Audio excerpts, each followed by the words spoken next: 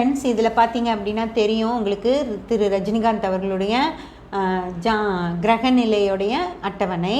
அதில் பார்த்தீங்கன்னா அக வாழ்க்கைக்கு சூரியன் 86% ஃபேவராக இருக்குது, புற வாழ்க்கைக்கு வெறும் 39% தான் ஃபேவராக இருக்குது ஃப்ரெண்ட்ஸ்.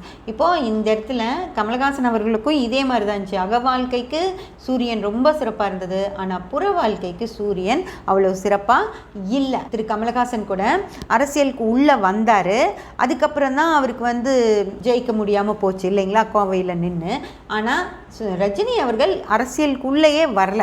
நான் வரேன்னு சொன்னார், பட் அவருக்கு ஒரு தோணி இருக்கும், அதாவது நம்ம போனால் இன்னும் நிறைய அதில் ஒர்க் பண்ணணும், அந்த அளவுக்கு நம்ம உடல்நிலை மனநிலை எல்லாமே சிறப்பாக இருக்குமா அப்படின்னு சொல்லி அவர் யோசிச்சுட்டு தான் அதை வேண்டாம் அப்படின்னு அவர் சொல்லியிருப்பார். அந்த காரணம் என்ன அப்படின்னு சொல்லி பார்த்தீங்கன்னா, சூரியன் புற வாழ்க்கைக்கு சூரியன் 39% இருக்கும்போது ஒத்து வராது அப்படின்னு தோணியிருக்கும்.